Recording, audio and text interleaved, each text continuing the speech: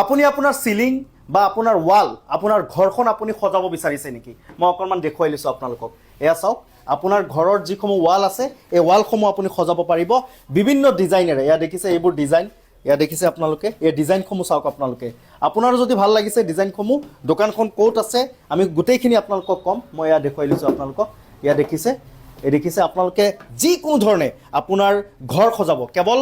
ৱালে নহয় এয়া দেখিছে আপোনালোকে সিলিং কি ধুনীয়াকৈ সিলিং সজাইছে দেখিছে আপুনি আপোনাৰ ৰুমটো আপুনি থকা কোঠালিটো যদি আপুনি সজাব বিচাৰিছে কেৱল সিমানেই নহয় আপোনাৰ ঘৰত সৰু সৰু ল'ৰা ছোৱালী আছে বৃদ্ধ মা দেউতা আছে ফ্লোৰ ঠাণ্ডা হৈ যায় এয়া দেখিছে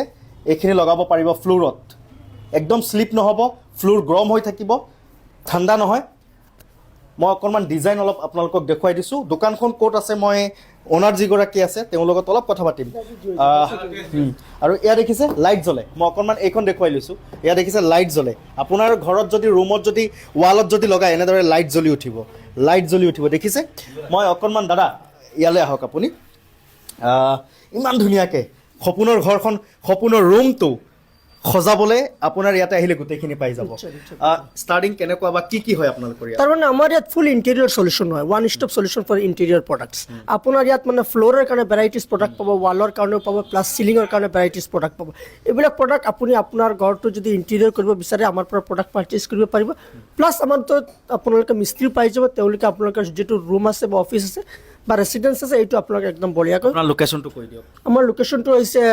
হোজাই ৰোড আশীনগৰ ৰাস্তাৰ ওচৰত মানে হোজাইৰ পৰা নীলবাগান যাওঁতে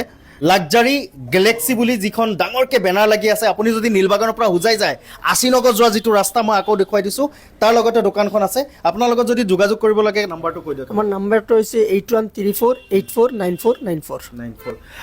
কেৱল সিমানেই নহয় আপুনি গিফ্ট কৰিব কাৰোবাক গিফ্টৰো বস্তু আছে অকণমান দেখুৱাই লৈছোঁ আপোনাৰ পচন্দ অনুযায়ী আপুনি যিকোনো সামগ্ৰী ইয়াৰ পৰা ক্ৰয় কৰিব পাৰিব গিফ্ট দিব পাৰিব আৰু আপোনাৰ সপোনৰ সেই ঘৰখন আপুনি ধুনীয়াকৈ সজাব পাৰিব